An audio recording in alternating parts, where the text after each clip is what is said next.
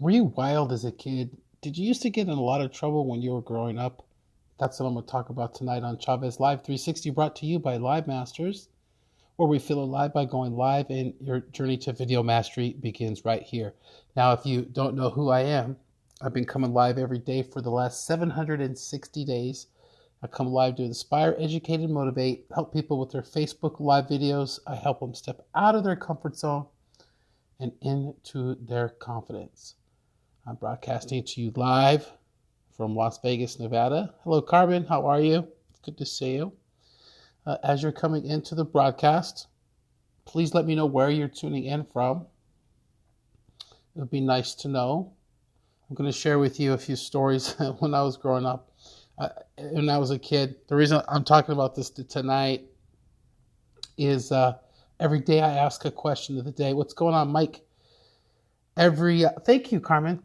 Every day I ask a question of the day in our community called Live Masters. And today's question of the day was, were you a good kid? Were you a wild kid? Did you get in a lot of trouble when you were growing up as a kid? And oh boy, I got some stories. I don't know about you. I was very wild when I was growing up. I mean, I must have given my parents so many like scratching their head moments. And I'm kind of reliving all that right now with the young kids that I have now. Let me go ahead and invite a few people that'll let me invite a few of you guys. I'm going through that same thing right now, and today here in Las Vegas, it was actually pretty chilly. It's still in the low 60s, and we have a pool in the backyard, and it's really super cold. The pool is no joke cold, okay? And my son Amir jumped in the pool. I did a video today because I saw him in the pool and he was just doing like the craziest random stuff in the pool. And it just started making me think about all the wild and crazy things that I used to do when I was a kid. And I asked this question to Live Masters, and we got some really good videos. We got some really good comments on this. And I'm just gonna and I told everybody in the group that I was going to come live tonight and share some of my stories about when I was growing up, and I'll do that in just a couple seconds. Let me just invite a few more people that normally like to watch my videos. Okay. Jim he's in Northern Dakota. Moved out of the city because you joining gangs. Oh, yeah. In the area that I lived in, I was pretty fortunate, but there was a lot of gang activity around the area that I was living in. So, hello, Antoinette. It's good to see you. So I was born in Downey, California, and that's where I grew up most of my years until I was a teenager. I lived in Downey, California. My parents were divorced, so some of the earliest memories of being a really bad kid, I remember, well, I've heard the story. I don't know if I so much remember, but I've heard the story. Have you guys ever had those experiences? Hey, Christine, how you doing? Have you ever had those experiences in life where you were told stories that you did things and you really don't remember because you were too young? This is one of those stories. Well, when I was a kid, I think I was like maybe 3 years old, and I did this twice. My parents had gotten a bunch of gifts and for Christmas, and they had wrapped a bunch of gifts for Christmas, and they had put them under the tree. And not only were they gifts for us, for our family, we had family actually mail gifts to us because we were having people come over to our house for Christmas. And so they had all of these presents wrapped under the tree. Guess what I did? I did it 2 years in a row. I opened all of the presents under the tree 2 days before Christmas, 2 years in a row. And so when I was a kid growing up, I was so bad, I was so naughty. I've shared this many times. My nickname was Mikey No. That's what they used to call me. So that's one of the earliest memories I can think of being naughty. Then, I just was always into things. I was always active kid, like always busy. So when I was 6, I was in preschool, and I remember one time we used to have to walk to school. Now this is crazy because my kids are 5, 7, and 9. Okay, and our school is zero point 0.8 miles away. I would not let my kids walk to school in this day and age. I just wouldn't let them. But when I was a kid and I was only 6 years old, I used to walk about a mile to school. And I'll never forget, I do remember this because I was about 6 and I was in kindergarten. And I was walking to school one day and they had this construction area, right? They had this construction area. And I would walk by the construction area every day and I'd see all the tractors in there. So one day I decided that I was going to jump over the fence and go and climb up in one of the tractors. And I did. And like, I don't know why, but this is a true story. The keys to the tractor were in the tractor.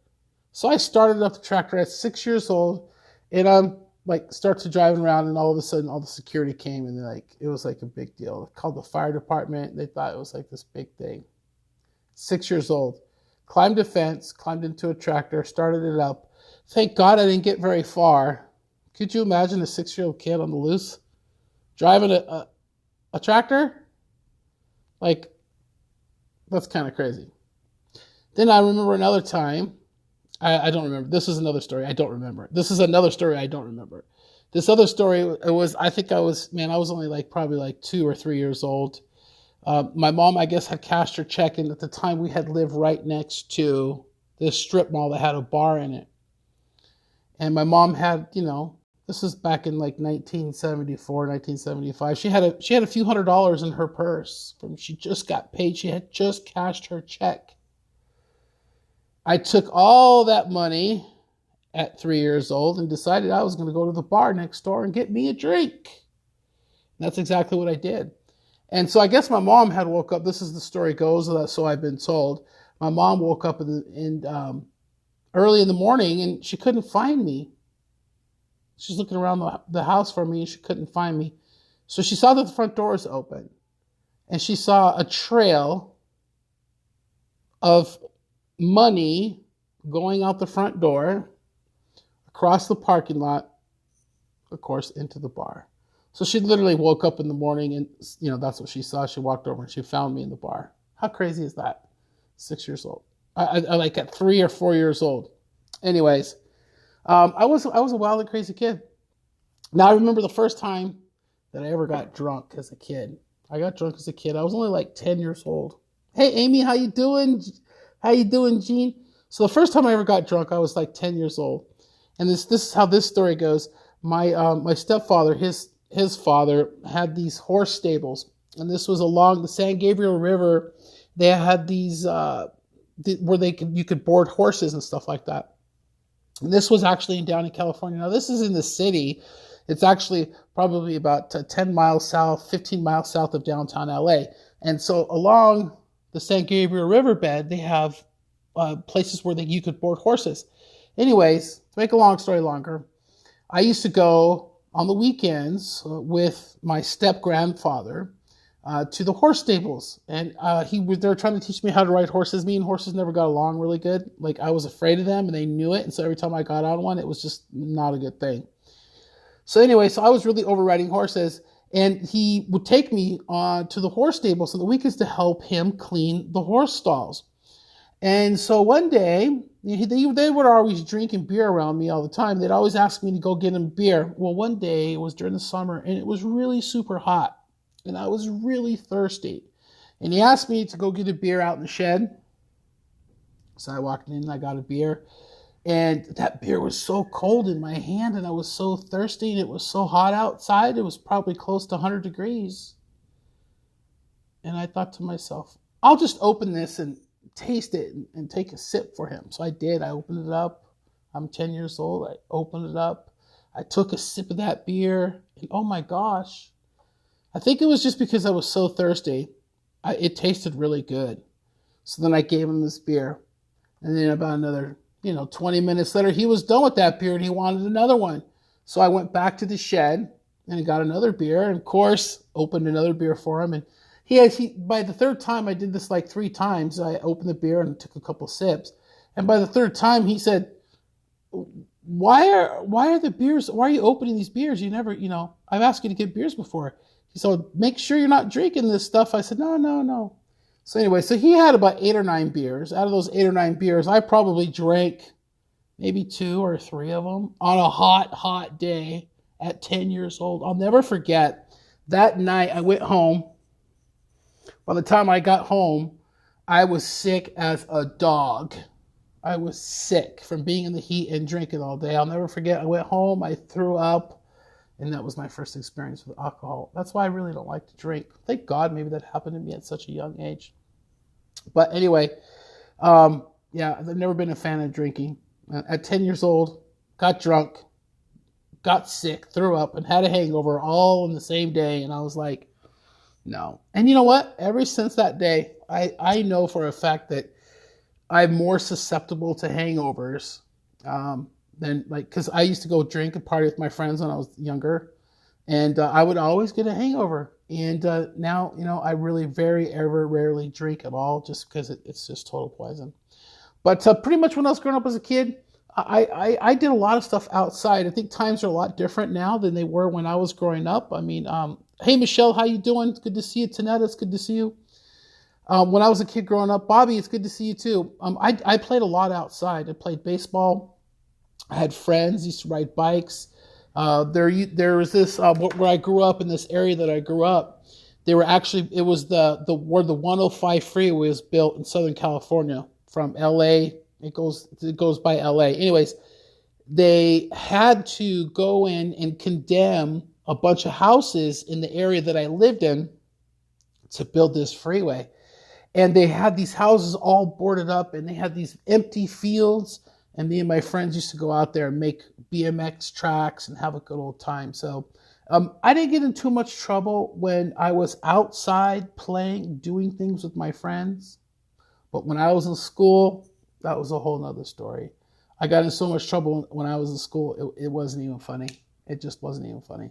And I look back, and I see all these things that I did as a kid growing up. And it's very cool to see your little kids, and especially my son, Amir. I see he thinks I could just like, I see things in him that he doesn't even see, right? So like, I know he'll do stuff before he even knows he's going to do it. It's so crazy how close we are, so much alike. And I think at the heart of it, all kids are good kids. It's just how they're treated. And I've been told no so many times in my life that it doesn't even faze me anymore. I literally had the nickname Mikey No as a kid. I got told no so many times. They say that the average kid gets told 100,000 times no by the time they're like, I don't know, 12 or 13 years old, right? They get told no, no, no, no, no, no. It's ingrained in us that we can't do things. So I don't tell my kids no. I tell them their choices and the consequences for the choices, and let them make a decision. Of course, I don't let them make decisions that are going to hurt themselves, right? Obviously, I'm a good dad. But when it comes to stuff, like if they want to take stuff out of the house, I say, if you take this out of the house, there's a risk you're going to lose it and you're never going to see it again. You're more than welcome to take it, but I don't want to hear you crying if you lose it. That's what I tell them. But if you tell them, no, you can't take it, then they're going to want to take it even more. That's just my little spin. But anyways, I was a bad kid. I was a bad kid. I feel so bad for my mom. She put up with so much when I was growing up. But anyways, the funny thing is the things when I was in school, the two things that I used to get in most trouble for, were talking too much, and asking too many questions. How funny and ironic is that that's what I do now. I talk a lot. I do my videos every day, and I ask questions every day. Now, at the end of every one of my videos, if you don't know who I am, I always throw out an open invitation for our community live masters, where we ask questions that help you think differently. On today's question, for example, was, how were you as a kid? Did you do wild things as a kid? And these kind of questions make you think. They actually make you think about things that you used to do and how it relates to you today. I think it's so overlooked how much of an impact our childhood actually has on us. I know that every single limiting belief that I've ever had to overcome or struggle with to this day all stems from all of some of these stories and some of the experiences that I had as a child. And it's all about going back, as hard as it may be. These are a lot of experiences, life experiences I've had to go back and revisit and simply change my perspective on the situation and the life experiences that I had when I was a kid. That's the only way that you are going to be able to move forward and get past and get out of your own way today. I don't think people realize how much of these things that, if they're not dealt with, weigh down your subconscious mind. The thing that's more powerful in your mind than anything else. Your subconscious mind is more powerful than your conscious mind unless you are conscious of it and you know what is going on inside your head. If you know that you're afraid of being rejected because you've been rejected before in your life, if you know that you're afraid to be told no because you've been told so many times in your life, that's conditioned thinking because of what it is that you've went through. Now, you get to a point in life, we all go through stuff in life. We all go through experiences. We can't go through life without getting our teeth kicked in, sand thrown in our face, people stabbing us in the back as part of life. But we get to a point in our life where we have to be responsible for all the choices and decisions that we make and know that our best thinking has us exactly where we're at. And if we don't like where we're at, we have to take responsibility for that thinking and change the way that we think if we want to have a better life. When's the last time you looked in the mirror and asked yourself if this is the life that you want to live? Are you happy? Do you ask yourself these questions? Do you look at yourself and ask yourself these questions? It's not easy to do. The hardest person that you're ever going to have to convince is that person that looks back at you when you look at yourself in the mirror. So I strongly encourage you to take a deep look inside at where you're at. I do it every single day. That's why I show up and I do videos to figure out a way to get past all this crap that we all go through.